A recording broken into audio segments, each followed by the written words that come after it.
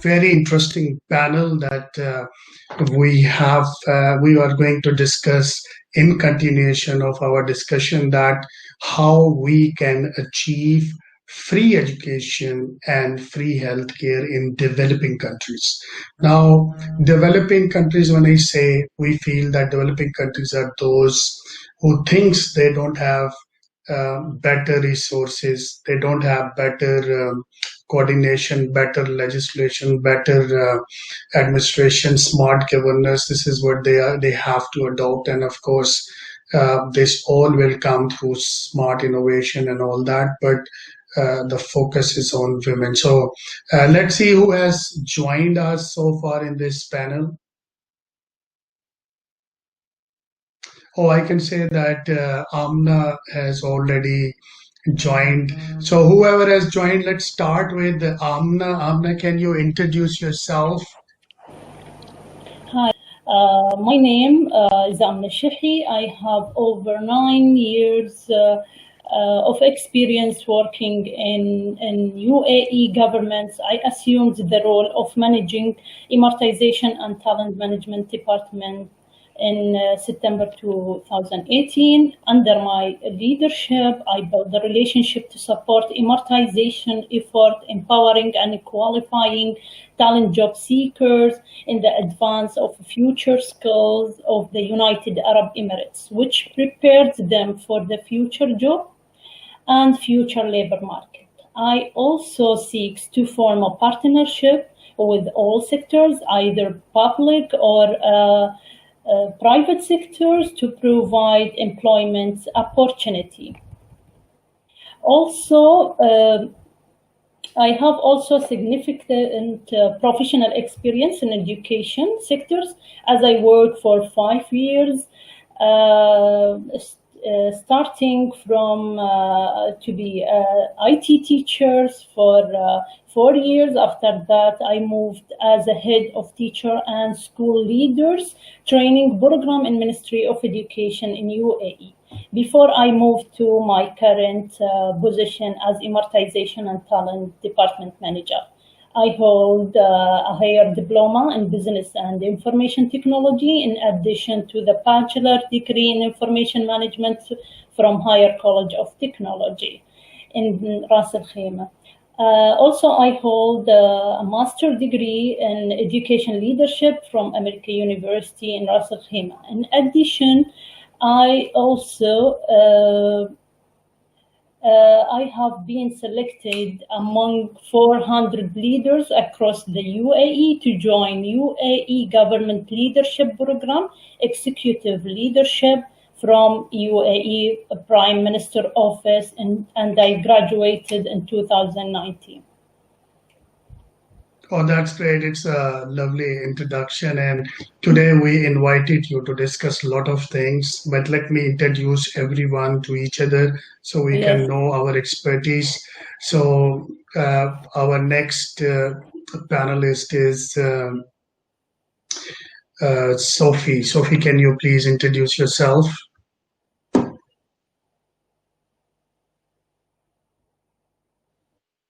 One who is watching and participating in this amazing conference. It is, first of all, a great pleasure to be here, and I really, really appreciate the invitation. I appreciate people in this panel. I was really excited already to see with which kind of women and caliber I have the chance to open the first panel. So thank you, ladies. But obviously, thank you, Musa, for the invitation. My name is Sophie Juliet Zieten. I am the CEO and founder of Service Excellence Business Consulting and Development, originally a training and development consultancy that was established in the United Arab Emirates 6 years ago, where I had the pleasure to live and where I had the pleasure to grow up as a leader in education. My origin is from Austria, and I'm actually joining you from Austria right now.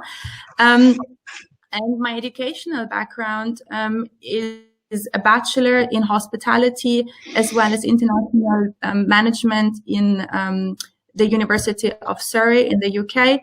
I had the pleasure, and I'm focusing on saying I had the pleasure of having the possibility to be educated, which I believe is a great privilege and still, is, and what I'm still nurturing from.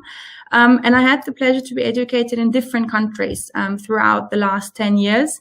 I am actually participating in my MBA program in quality and risk management now, because I feel that in order for me, as one of the top 100 global leaders by GFEL, it is my responsibility to actually pass on what I learn. Later on, I will be sharing a couple of insights about my personal views and my experiences that I had with my team, but also on my own in terms of sharing, empowering, motivating women in developing countries within the UAE and in Europe. And I'll be more than happy to share one or the other inspiring, and I hope inspiring, idea and story. But within the last 10 years, I had the pleasure of developing more than 10,000 people. And I'm very, very proud to say that more than 60% were women. And I hope that all these women are participating today and watch. And the first thing I want to share is that in order to show credibility and to improve your competence, you need to start with confidence. And to any woman, but also to any man that is watching today, and I hope there will be a lot of them as well, I ask you to do one thing throughout the conference. Just put your shoulders back and sit up straight. And that's the first thing and advice I want to give everyone to actually work on empowerment and confidence as a leader. And I'll share more later. Oh, that's great. Actually, I was having a neck pain, so I was doing since morning, so maybe I have a lot of leadership inherited. Thank you very much. And let's move to the Farah. Farah, can you please introduce yourself? Wow, I'm so excited and already motivated being here with you, beautiful ladies. I welcome everyone, and I want to say, first of all, to organizers, thanks a lot for creating such a great and really important conference, Global Women Conference 2020. Let me introduce myself. I'm Azerbaijani American, currently living in Baku, Azerbaijan. I graduated from Azerbaijan State University of Foreign Languages, where I pursued my bachelor's and master's degree. In 2006, I moved to United States, Texas, where I continue my education and professional growth. I pursued my MBA degree from Texas A&M University, and I'm negotiation mastery and conflict transformation and resolution certified from such universities as Harvard Business School and Emory University. As a professional procurement with global experience, I'm also Chairman of Investment of Azerbaijan Women Entrepreneurs Association, created in 2017 with the support of our Vice President, Mehriban Aliyeva, and where I motivate, inspire, and support women. I think educated women very important in our society because it has a huge impact and benefit for the future of our children. Because educated woman, it means educated family, and kids are our future generation. It's very important to show them a great example of educated woman, of hardworking mom, it's very important to support women, motivate her. I know, and on my own experience, I know many women, they struggling, continue their education, and they struggling, face new challenges, develop new skills. But I think it's very important to develop societies, communities within country which support women, which motivate them. So for time being, let me introduce you the other panelists, and then we will start our discussion shortly. So let me move to Dr. Professor Amna. She's joining us from Islamabad. And can you please briefly introduce yourself so we can start the formal panel discussion? I think your mic is free. Hey, good evening. I hope it is evening in UAE as well. Oh, that's great. So your voice is breaking. Yeah, it's little bit not audible, but can you please speak so we can understand?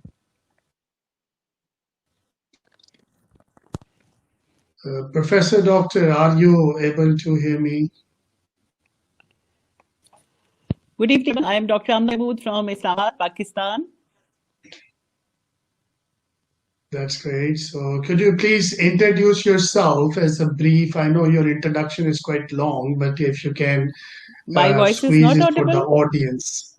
That's fine. It's fine. I think it's a bit delayed, but we can hear you.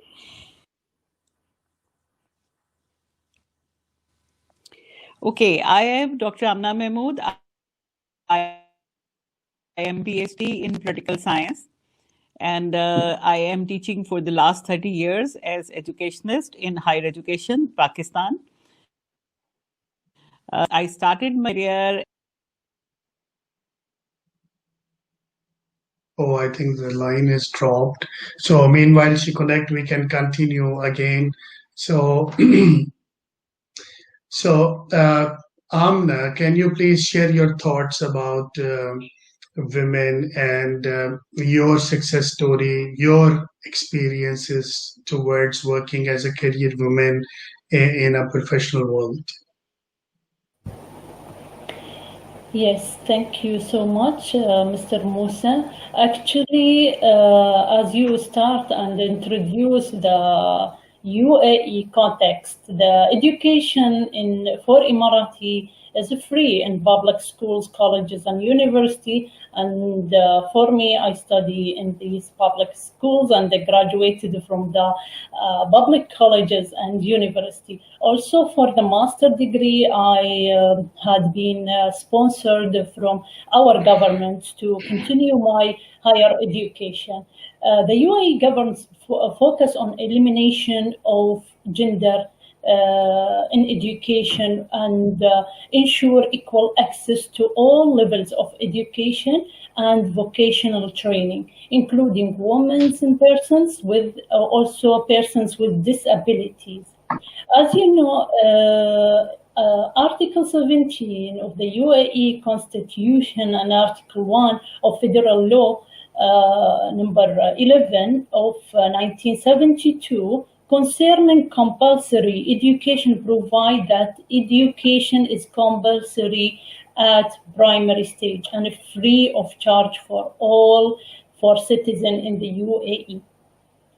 From my experience also, I finished my master degree as sponsored from the UAE government,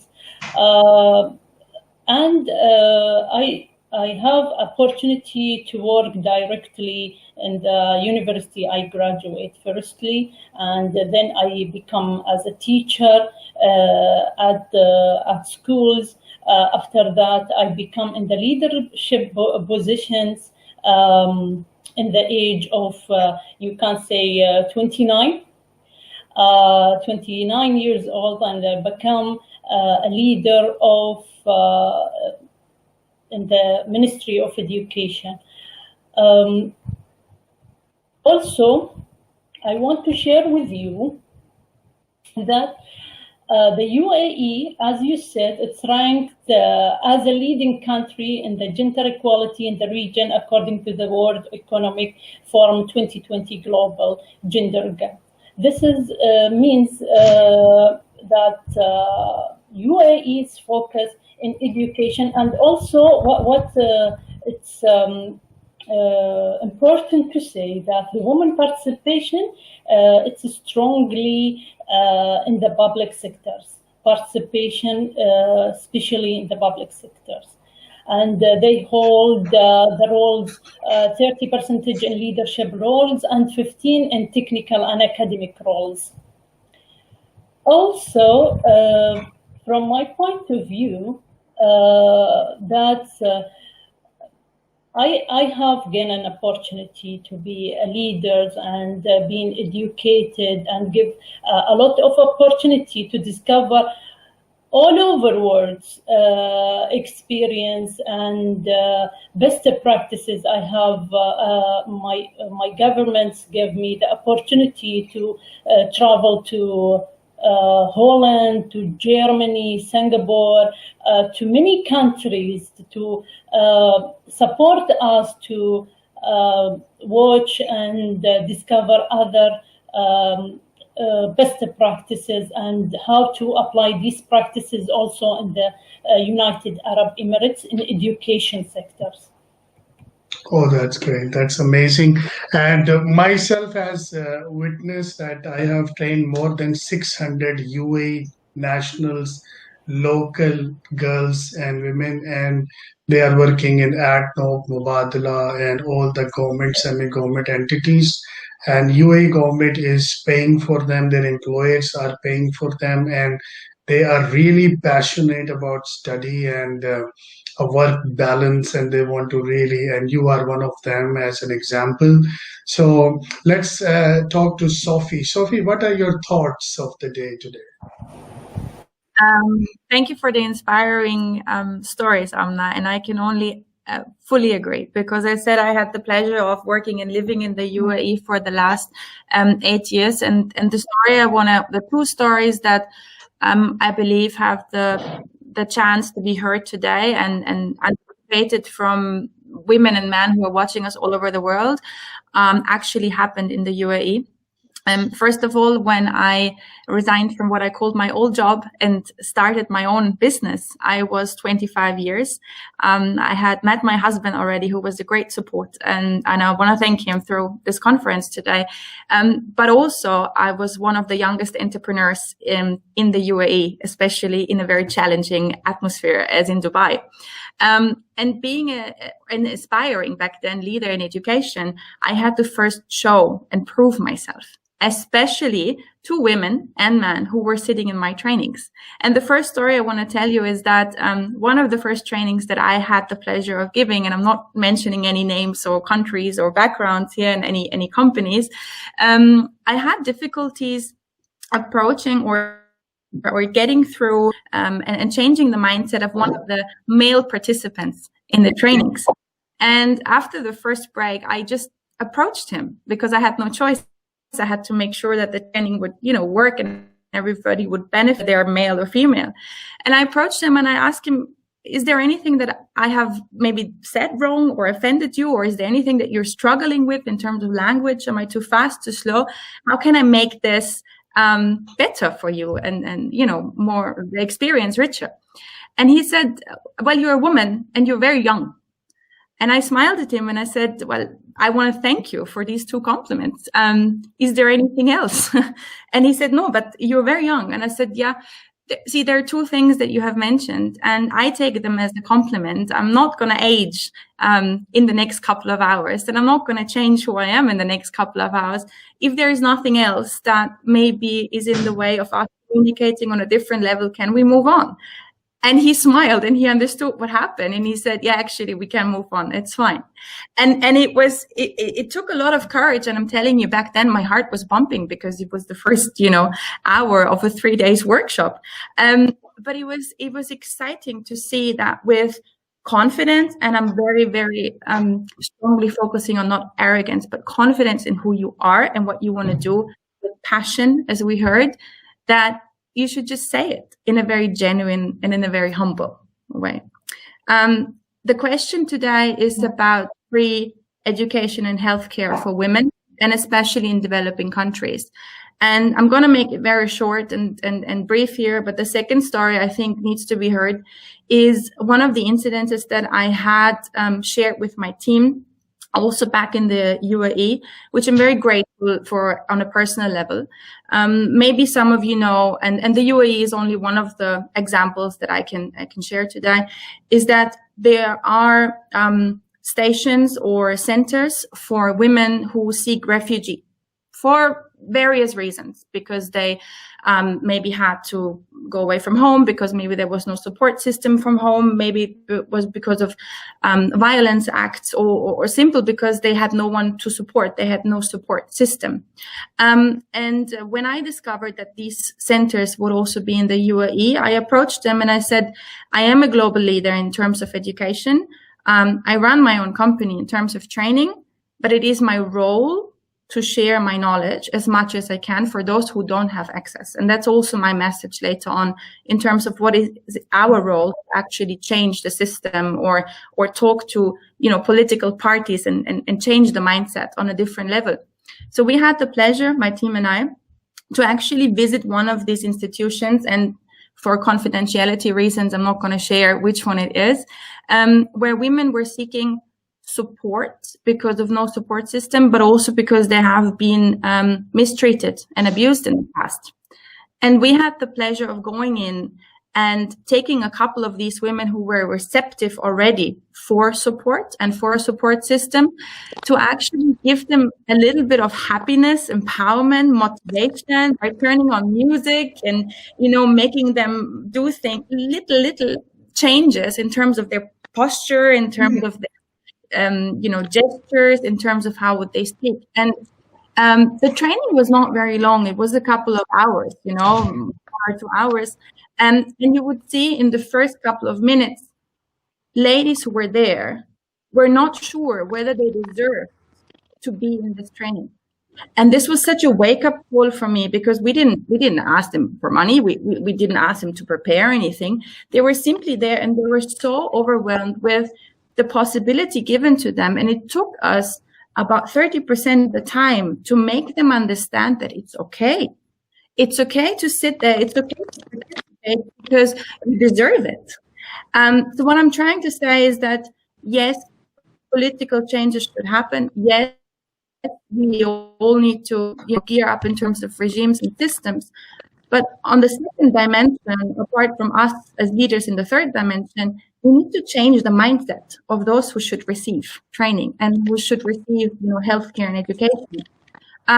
What we have witnessed with my team, and I know a couple of them are watching today, and maybe you remember, I get goosebumps myself if I remember that day, was that within an hour of just making sure that women were safe environment, they would be able to receive education, that not only their skill set has changed a little bit or changed back then, but their entire mindset changed. And within 2 hours, you had 300 ladies who were not shy anymore, or, not sure of where they were. You had 300 ladies who shouted, who were motivated, who were happy and excited. And I think it is our role, the people who are in this panel, but also in the conference, who you invited, Musa, that we say we make a conscious choice to participate and actively offer these kind of things on a free basis, and especially That's amazing. So your talks are really insightful, and of course we will continue. Let's move to Professor Dr. Amna. I think I can see she has joined again. So Professor, can you hear me still, or there's an issue?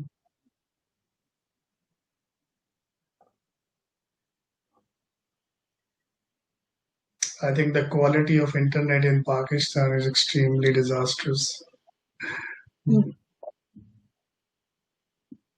Okay, let's move to Farah. Meanwhile, she fixed the internet.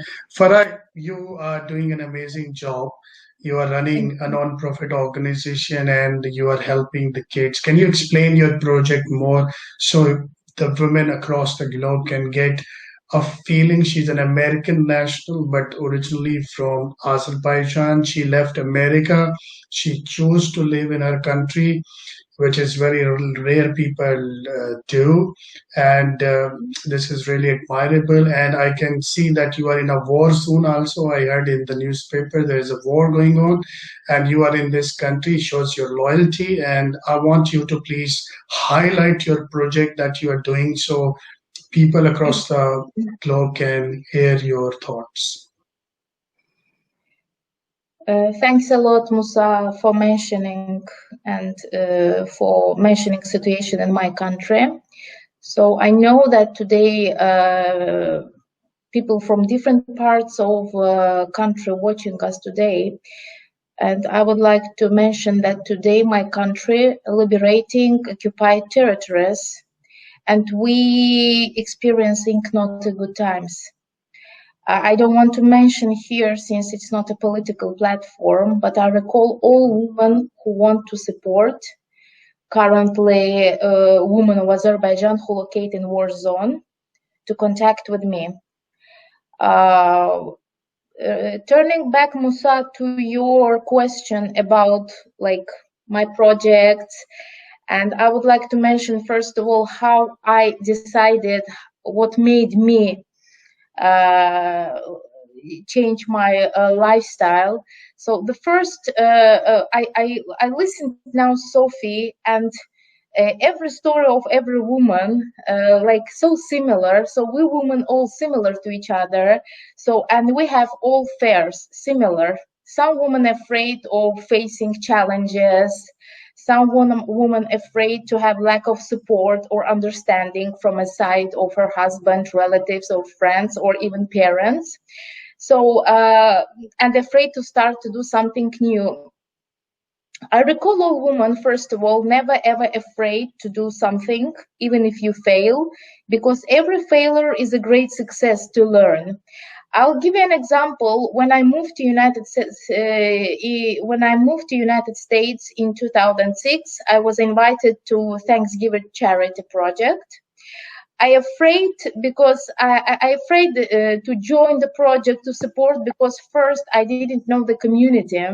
I was young, I was new, and that night changed my life because I made so many friends. And I gained so many important skills which helped me today. From that day, social work, charity projects turned to my lifestyle. So as a woman, myself, including myself, we all have fears. I recall every woman not to afraid start to do something, just to find the proper approach. The proper approach is that ask yourself, what is your goal? What you want to do, how you want to do, analyze, define, and then find the solution. I think that it's very important to develop women communities which will help women to find her way, because sometimes traditional understanding of work style may not suit women, because woman or personality, because we're all different. So I would definitely pay attention to improving communities, clubs in different areas to support women.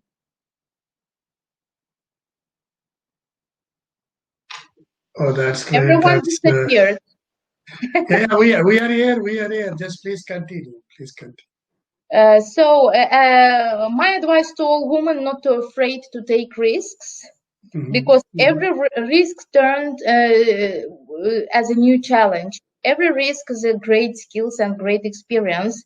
I came to my mind now one more very interesting example. In 2018, I invited to one of universities to lecture the group of students.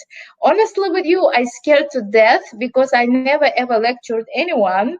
But I decided to go. I thought, well, I will lecture, I will share what I know. To my surprise, I'm keep inviting to that auditory, and I built a very good relations with students. I mentor them, I guide them, I support them, especially girls. So it's great to start something new and learn. If we fail, it's normal.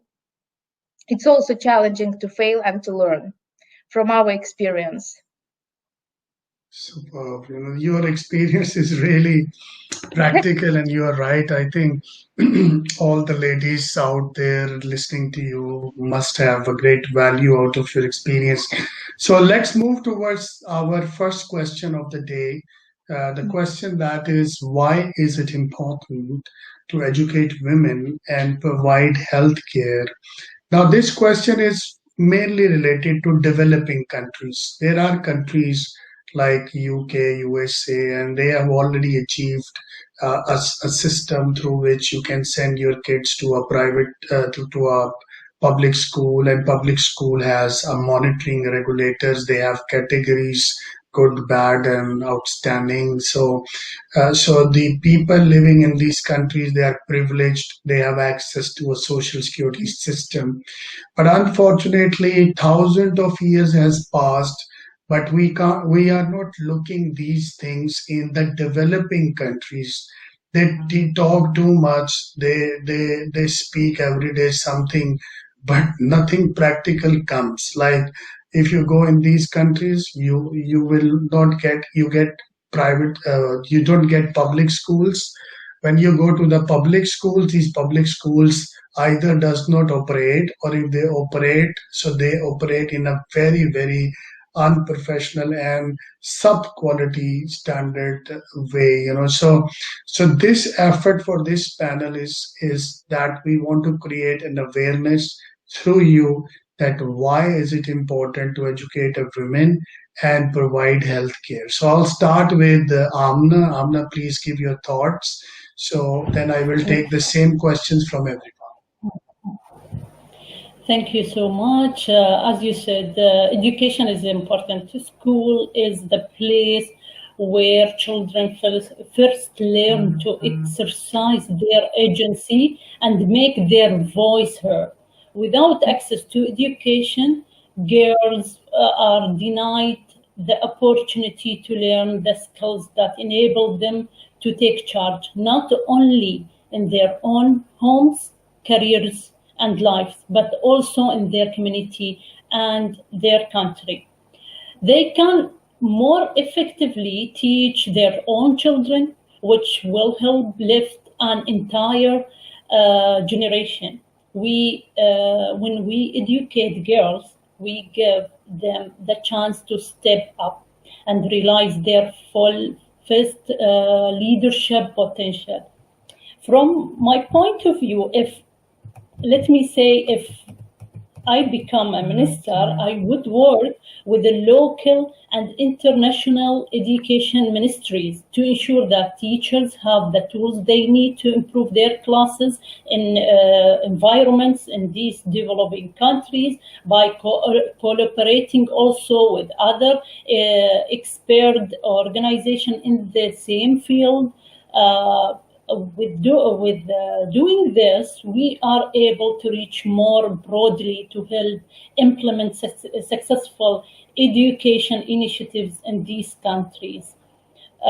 This is from my point of view, the importance of working with the local and international education ministries to ensure that we offer the best education in developing countries. Oh, that's a very good idea, that we should engage the regulators and governments and try to push them to do Yes. all this. That's an amazing. So let's have our thoughts from Sophie. Sophie, what are your thoughts on the same thing?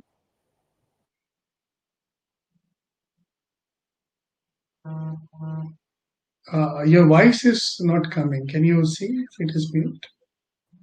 Greatest apologies. Can you hear Yeah, me sure. now? Please go ahead. Sorry about that. So yeah, first of all, I want to thank you for sharing your insights already, and I can just tap on what you have said. Honestly speaking, when the question came up, and I knew the question is going to be, asked in this panel, but I still can't believe that in the 21st century, we have to ask this question. This goes beyond or against everything I believe and I stand for. Education and healthcare must be available to women and men. This is basic human rights. And I really, really believe that it's our role, and I might repeat myself on here, to do anything possible to be a role model in that. My belief is that it should be a three-dimensional approach, very simple. Governments must be included. They must be engaged in the process, as you have already mentioned. Leaders in education have to be leading by example. and walk the talk, so to say. And also the third mindset should be, and that's what I shared with my example initially, to talk to women and to change their mindset, to be receptive for healthcare, education, and seeing the empowerment that they can get out of it. Why is it important? Because it's minimum 50% of the world population that we need to support. And I'm also a mother of now a 16-month-old boy, and I can tell you that it is my role to make sure that he is educated to be able and to support women in education and healthcare later on as a role model as well. So I believe this is my point of view to that, and I'm keeping it short and simple. Oh, that's good. See, I just want to say that you started that in 2020, such kind of situation, because being you are European, you never exposed to such information, right? But I can tell you, like, because I was born in Pakistan, that's a developing country, it's a good country. We have nice cities, but issues are still there. Like, for example, when you go to a government, I mean, what people do is they are tired of the governments. What they said that let's not go to the public school, let's go to a private school. Like all my nieces, my nephews, they go to a private school. Now, what it implement is that only 10 to 15% can afford private schools, and 85% people are out of education just because they don't have funding, they don't have money. Secondly, when you go to a public school, you will be, I mean, you can't imagine the facility, health, safety, environment standard. It does not exist actually. The teachers are having a stick and they are beating the kids, and they are asking them to pay extra money for the tuitions. They are asking them to come their home. If you don't go there, they will keep beating you, and there's no one is to look around, So these are all issues, not only in my country, they are all over here. So that's why we put it as a developing country. That look, developing country, guys, change your mind. I mean, being a European, you feel what Musa is talking. It is maybe in 17 or 1600 you are talking, but actually the fact is there are million of women, kids, like baby girls. They don't have access to health care. They don't have access to education at all. And every day past, no one look into. And okay, there are some great ladies like you, like Amna, like other that we have. They are worried about developing countries. They want to visit them. They want to raise charity for them. But that's just a micro level effect. We have to talk about the macro policies, as Amna said, that we need to engage the governments and the local support and local governments. And unfortunately, so when you try to engage the people, because this industry has no money. If you make a bridge, you have a kickback. If you make a hospital, you have a kickback. But when you spend on education, it's actually spending. There's no kickback related to it. So they are not interested. And maybe they feel that if they will study, they will become equal and they will break this feudal systems and tribal systems, and women will come out and they will say, look, we are not sheep, we are human beings, treat us, give us medical, health care, respect, right to marry, right to divorce. These are the big issues. So assuming that if you become the head of the state, prime minister, being your European mentality, which is quite humanistic and woman supportive, what you would like to do? Like if I give you 90 days, you are a prime minister for 90 days, president, and after 90 days, you want to tag yourself for a Nobel Award that you become a prime minister and you did few steps that really transform the women of the developing country. So what are those steps? You're still asking me that, Musa? Yes, I'm asking you. Thank you for that. my steps would be education, education, education. And I'm not talking about the formal education. I would educate anyone who is in my cabinet of the importance of what we're going to talk about. You have mentioned Europe in comparison to Pakistan, and I'm not going there. I have been to Pakistan many times, but I'm not going there in terms of comparison. For us in Europe, it's not the women part that is questionable. It's the entire education part that is questionable, but that's not today's conference. Now, when I talk about being a prime minister, it would be a great honor for me because I would have a platform where I could share the experience and I could share the importance. You had mentioned construction of a bridge and you get an ROI, return on investment. I'm telling you, if you as a country invest in free education and healthcare, the ROI that you can achieve is not even measurable, because women who have a voice, women who have education, women who have confidence, competence, and credibility, they will become your working force. They will generate business opportunities, and business opportunities, if you understand what I mean, they will then be like an incubator. Continuously growing the entire society like a domino effect. And if I, as a prime minister, would have the chance to voice that out, it would be the greatest day ever. I think I'm going back to my three-dimensional approach. This is what I think it's a big change, and we don't want to talk about change management and all the implications here. I think it should be something that is measurable, something that is manageable, controllable. But conferences like today are a rolling step of giving us the opportunity to actually talk about it. And I think that's 50% of the game already won. That's great. So let's move to Farah and take the same thoughts. If you become the president, prime minister, head of the state, what steps you are going to take to make sure that a girl has an access to free health and free education? Thanks a lot, Musa, for your question. Very sensitive subject, honestly, and I think Sophie mentioned very important aspects. Thanks a lot, Sophie. And first of all, if I become a prime minister, I would raise questions. We don't divide women on men. This is a human right. Men and women, they have to be equal. This is my approach. Second, less educated women, they less independent. So they have to be independent for their kids in their actions.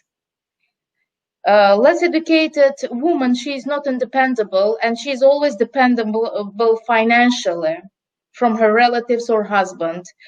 And for me, importance of education to minimize the hugest problem, early child marriage. Because of poor education in many developing countries with poor access to education, early child marriage increased. And because of that, number of divorces increase, or death, or unhealthy kids, like this all affect. So I would definitely improve education. In Azerbaijan, we have very well established education and healthcare. I would definitely create foundations to support talented women, so those talented women can inspire in the future the next generation. So I think access to healthcare and education very important, because as I mentioned, in my mind, educated woman, it means educated future generation, educated kids, because we as a mothers, we show example to our kids. And I cannot imagine how can a woman don't have access to education, so she become independable from someone financially. If she has a kids, she has to be independent. She has to be independent for herself. She has to be educated and independent for her kids' future to guarantee.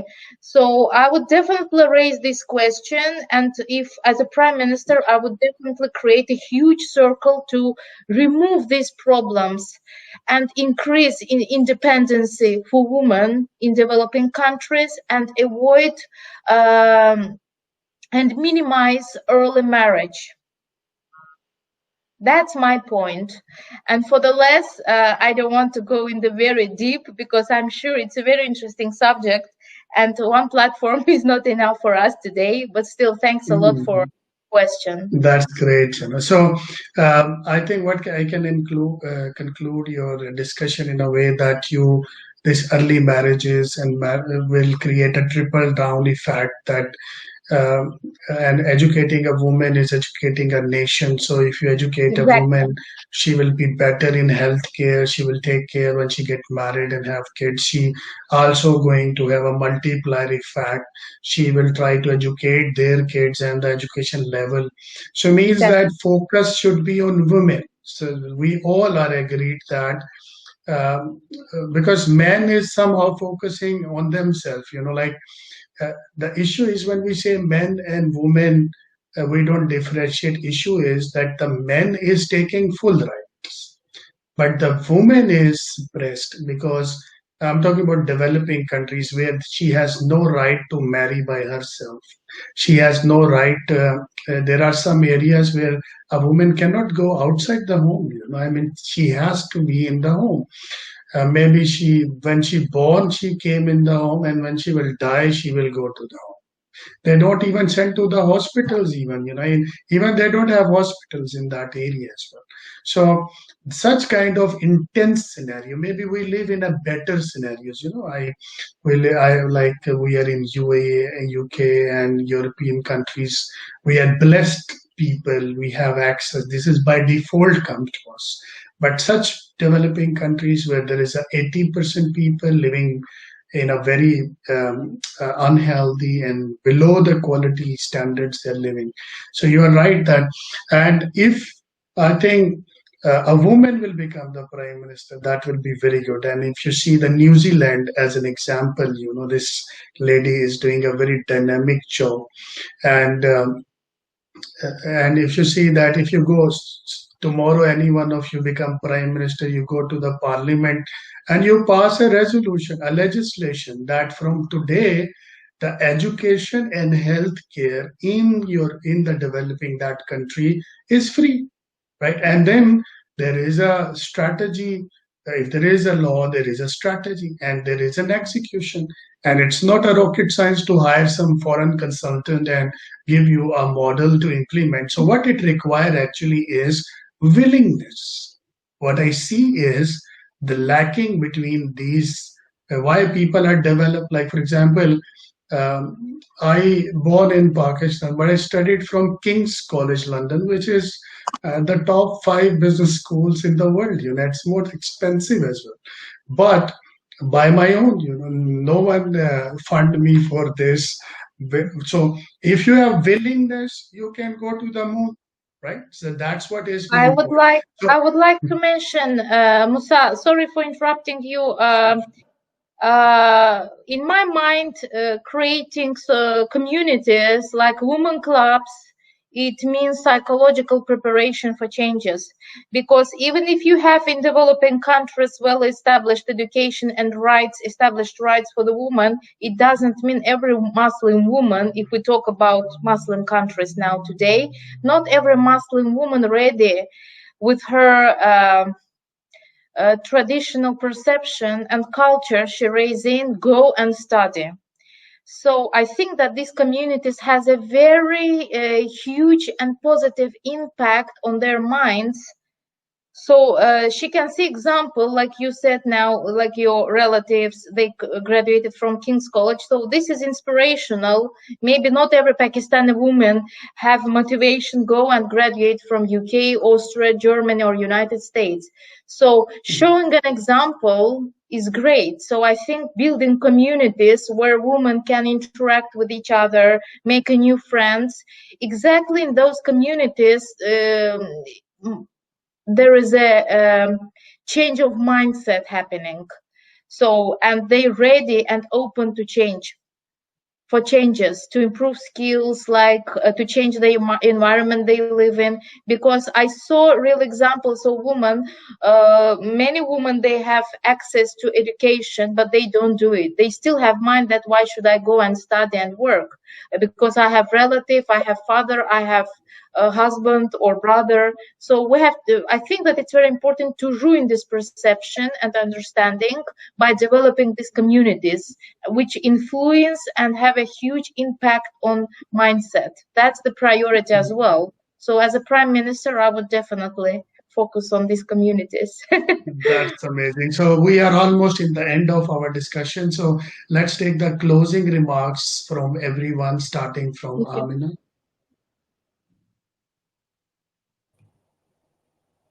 Yes, thank you so much for this great opportunity, actually, to have multiple speakers from different nationalities and different experience. I want to close saying that we should work together to guarantee equal rights for both men and women.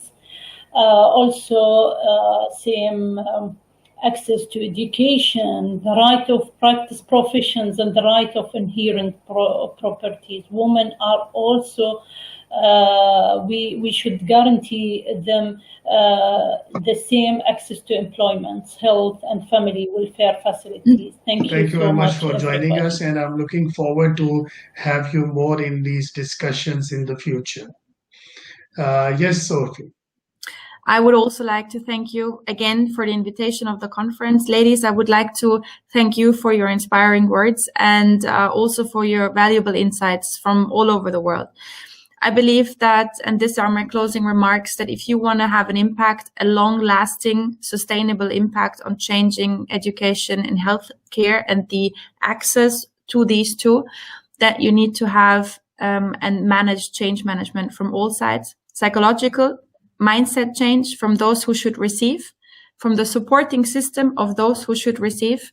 And I'm not talking about religion. I'm just talking about family systems here and environmental systems, and then the political system. I think that it's our role as leaders in education to walk the talk and to make sure everything possible in our power. And I'm talking about these 4 people who are in this panel right now as the first panel of today, to at least provide 30 to 40 days of free training and healthcare support as a role model in this conference and on this topic today. And that's my challenge. That's a lovely suggestion, Sophie. Sophie, just for your information, that any woman anywhere in the world, if she want to study, we have the Gulf leading training company called Berkeley Middle East Training. This is free for women. So anyone can come to us if they really are in need. We say that we are here to educate you. Of course, we are not a school, so we can't do a basic primary education, but we do the professional qualifications, which top up after your basic education. So anyone you feel they need education and their resources are not allowing them, you can definitely refer them to Berkeley Middle East. And this is what we can do in our personal capacity. And last maybe 15 years, I can proudly say that we funded more than 1,000 students for study. And when I meet them on and off, I started a scholarship in the name of my dad. So it's really get hit it in the market, and people know that. And once they qualify and they get educated, they definitely come to me. They send a message on LinkedIn. They are really happy and excited. And that's the real player that you get out of your efforts.